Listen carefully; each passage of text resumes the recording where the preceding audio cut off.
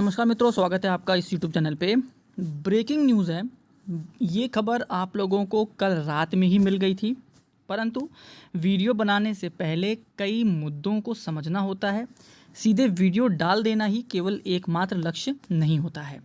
Basic शिक्षा विभाग इस वक्त बहुत बड़ी समस्याओं से जूझ रहा है, जिसमें कहीं हेड का समायोजन हो रहा है, तो कहीं सहायक का, तो कहीं प्रमोशन की लिस्ट आ रही है, तो कहीं लोगों की नौकरी ही चली जा रही है। उसी का मुद्दा है 69,000 शिक्षक भर्ती में हाई कोर्ट का एक आदेश आ गया है। शिक्षक भर्ती सूची नए सिरे से बनेगी। सिंपल समझ लें तो कार्य ज़ीरो से शुरू होने वाला है। पहले पूरी खबर पढ़ेंगे, फिर बात करेंगे।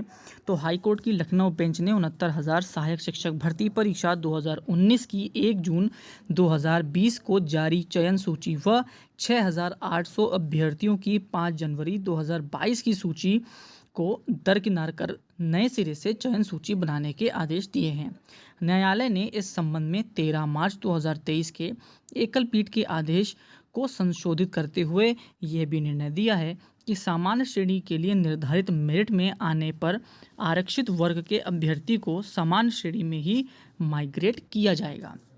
न्यायालय ने ये भी कहा है कि हमारे द्वारा दिए गए निर्देशों के अनुसार दिए जाने वाले ऊर्ध्वाधर आरक्षण का लाभ क्षैतिज आरक्षण को भी देना होगा। इसके साथ ही न्यायालय ने इस भर्ती परीक्षा के क्रम में आरक्षित वर्ग के अतिरिक्त 6,800 अभ्यर्थियों की 5 जनवरी 2022 की चयन सूची को खारिज करने के एकल पीठ के निर्णय में कोई हस्तक्षेप न करते हुए 3 माह में नई सूची जारी करने की कार्रवाई पूरी कर लेने को कहा है। न्यायालय ने यह भी कहा कि नई सूची तैयार करने के दौरान यदि वर्तमान में कार्यरत कोई अभ्यर्थी प्रभावित होता है तो उसे सत्र का लाभ दिया जाए ताकि छात्रों की पढ़ाई पर असर न पड़े। यह निर्णय न्यायमूर्ति AR मसूदी व न्यायमूर्ति ब्रजराज सिंह की खंडपीठ ने महेंद्र पाल व अन्य समेत 90 विशेष अपीलों पर एक साथ सुनवाई करते हुए पारित किया है। उक्त अपीलों में एकल पीठ के 13 मार्च 2023 के निर्णय को चुनौती दी गई थी, जिसमें एकल पीठ ने 69,000 भर्ती की चयन सूची पर पुनर्विचार करने के साथ साथ 6,800 अभ्यर्थियों की 5 जनवरी 2022 की चयन सूची को खारिज कर दिया था। अब एक बार और फटाफट कुछ चीज़ों को देख लेते हैं, कहाँ मामला फंसा हुआ है। तो क्या है आरक्षण पर एकल पीठ का निर्णय? तो हाई कोर्ट की एकल पीठ ने अपने निर्णय में कहा था कि टीटी में आरक्षण का लाभ लेने वाले अभ्यर्थियों को सामान्य श्रेणी का कट ऑफ मार्क्स पाने पर अनारक्षित वर्ग में रखा जाना सही है, क्योंकि टीटी एक अभ्यर्थी को सिर्फ सहायक शिक्षक भर्ती परीक्षा में भाग लेने के लिए पात्र बनाता है। हालांकि एकल पीठ ने आगे कहा है कि सहायक शिक्षक भर्ती परीक्षा में जिन अभ्यर्थियों ने आरक्षण का लाभ लिया है उन्हें अनारक्षित श्रेणी में नहीं रखा जा सकता। अब खंडपीठ का क्या निर्णय है ये भी देख लेते हैं। तो खंडपीठ ने अपने निर्णय में कहा है कि समान श्रेणी के लिए निर्धारित मेरिट के मार्क्स लाने पर आरक्षित वर्ग के अभ्यर्थी को समान श्रेणी में ही माइग्रेट किया जाएगा। न्यायालय ने यह भी कहा है कि हमारे द्वारा दिए गए निर्देशों के अनुसार दिए जाने वाले ऊर्ध्वाधर आरक्षण का लाभ क्षैतिज आरक्षण को भी देना होगा।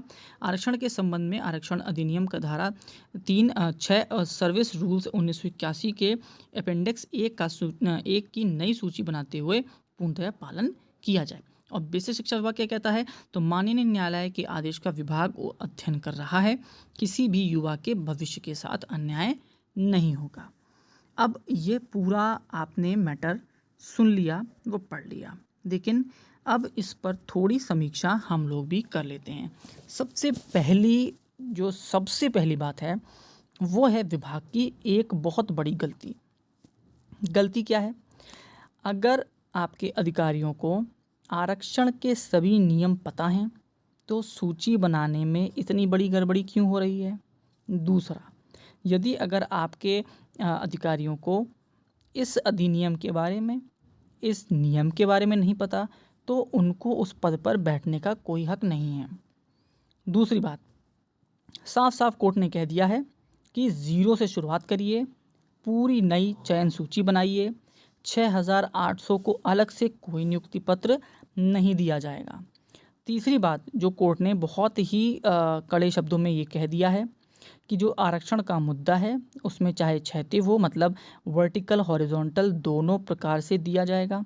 और जितने भी बच्चे हैं उनको जनरल की सीट्स पर ही नियुक्ति देनी है। इसके अब दो पहलू बाद में निकलेंगे, उसको भी हम पढ़ेंगे और समझेंगे। एक बात कोर्ट ने और ये कही कि जो भी इससे अभ्यर्थी अफेक्टेड होंगे उनको सत्र अंत तक रोकना है और सत्र अंत के बाद उनको टाटा बाय बाय कर देना है। हालांकि ये सेंटेंस नहीं लिखा है, लेकिन इसका अर्थ यही होता है कि सत्र का लाभ देना है, कि मतलब सत्र तक रोकना है, उसके बाद उनको निकाल देना है। मतलब ये साफ बात हो गई कि कुछ महीने की सैलरी आपको और मिलेगी और आपके टाटा बाय बाय हो जाएगा। अब ये तो पूरा मुद्दा हमने समझ लिया। अब क्या है और क्या होना चाहिए? सबसे पहली बात तो सबसे पहला काम ये होना चाहिए, जो शिक्षकों को निकाला जाएगा तो उनकी मनोस्थिति पर तो कोई टिप्पणी करना ही पॉसिबल नहीं है, क्योंकि उनका घर उससे चल रहा है, उनकी शादियां उस नौकरी से हुई है, उनके बच्चे उससे पल रहे हैं, उनके लोन उस नौकरी से चल रहे हैं और आप वो नौकरी ख़त्म कर रहेंगे। तो जिन अधिकारियों द्वारा ये लिस्ट बनाई गई थी, क्या उनको नौकरी से नहीं निकालना जाना चाहिए? अगर आपके पास इतनी भी ज्ञान नहीं है, आप इतने भी पढ़े लिखे नहीं हैं, तो आप उस पद पर बैठ के कर क्या रहे हैं? सबसे पहले तो इस प्रकार के अधिकारियों को नौकरी से निकालिए, क्योंकि आपके गलती की वजह से लगभग 7,000 बच्चे, चाहे वो किसी भी कैटेगरी के आ रहे हों, वो नौकरी कर रहे थे पिछले 4 साल से, और उस 4 साल में उन्होंने अपना घर बनवाया होगा, गाड़ी खरीदी होगी, बच्चे हुए होंगे, क्या नहीं हुआ होगा। अब आप उनको एक बार में निकाल देंगे तो आप, जिसने भी ये लिस्ट बनाई थी, उसको भी नौकरी पर रहने का हक नहीं है। इतनी बड़ी गलती 7,000 लोगों के संग आप खिलवाड़ कर रहे हैं, आप पर भी कार्रवाई होनी चाहिए, उस व्यक्ति को भी नौकरी से निकालना चाहिए। शर्मनाक बात है उस व्यक्ति के जिसने लिए लिस्ट बनाई है।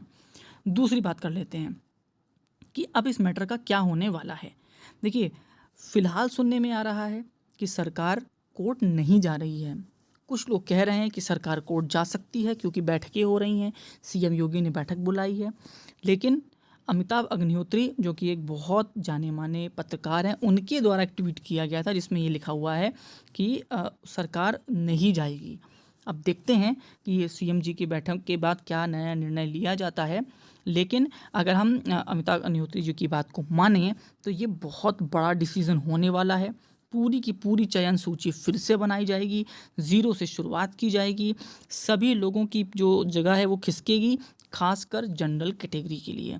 अब एक बात कहते हुए नहीं बनती, क्योंकि हमारे देश में आरक्षण एक ऐसा मुद्दा है जिसको छूना, मान के चलिए कि आग लगाने जैसा है।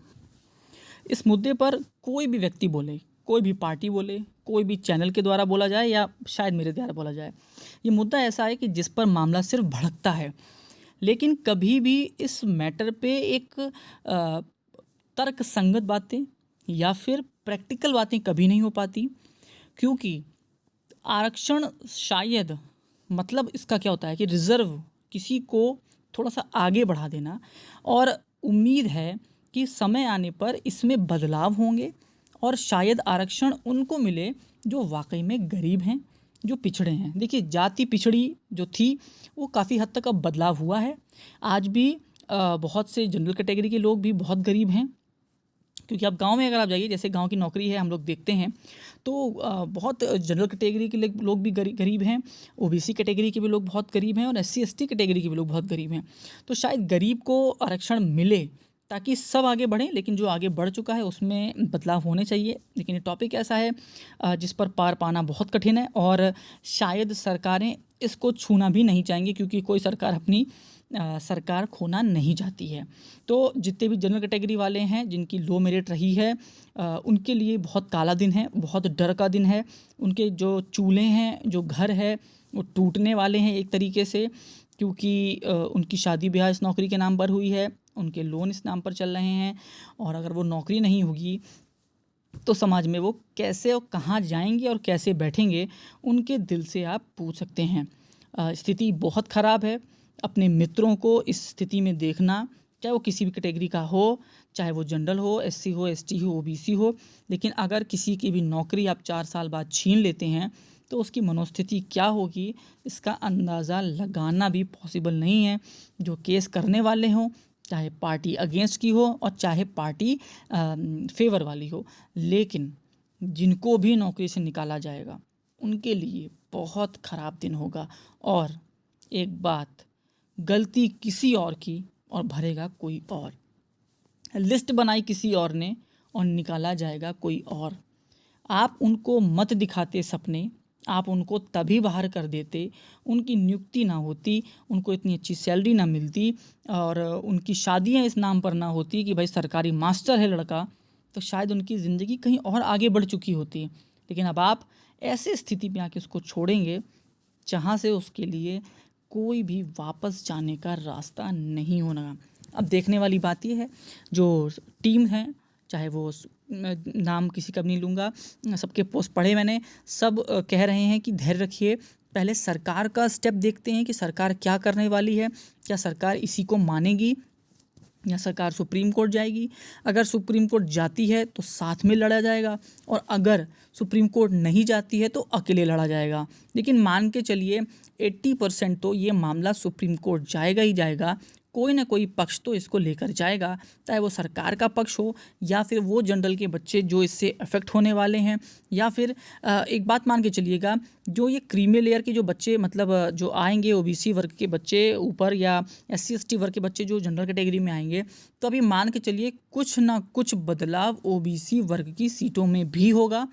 क्योंकि आप एक बात समझिएगा, जो बच्चे जनरल की सीट्स पे आने चाहिए थे वो नहीं आए हैं। मतलब जो बच्चे ओबीसी वर्ग की कैटेगरी में चयनित हुए हैं, क्या वो ज़्यादा तो नहीं हो गए, क्या वो कम तो नहीं हो गए, या हम इतने बच्चों को जब अंदर लाएंगे तो क्या बदलाव होंगे। तो अभी बहुत जल्दी किसी भी डिसीजन पे पहुंचना नहीं चाहिए कि केवल जनरल वाले ही इफेक्ट होने वाले हैं कि इसमें ओबीसी इफेक्ट होगा। थोड़ा सा इंतज़ार करना होगा। पूरी जब नई लिस्ट आएगी तो आप देख के चलिएगा, मान के चलिएगा एक बड़ा भूचाल अभी आने वाला है। बेसिक शिक्षा में 69,000 भर्ती फिर से शुरू होने वाली है। काला दिन है इस भर्ती के लिए। बहुत लड़ झगड़ के लोगों ने ये भर्ती में अपनी नौकरी पाई है, उनमें से ही एक मैं भी हूँ। और बहुत काला दिन है क्योंकि फिर से सब चीज़ों को शुरू होता देख पुराने दिन वापस आ रहे हैं। और दुख है कि कैसा प्रदेश है या ये कैसा विभाग है जहाँ नौकरी पाने के बाद 4 साल नौकरी करने के बाद भी आपको फिर से वही दिन देखने पड़ते हैं। लास्ट तक वीडियो देखिए, उसके लिए बहुत बहुत धन्यवाद। आपको दिन शुभ हो।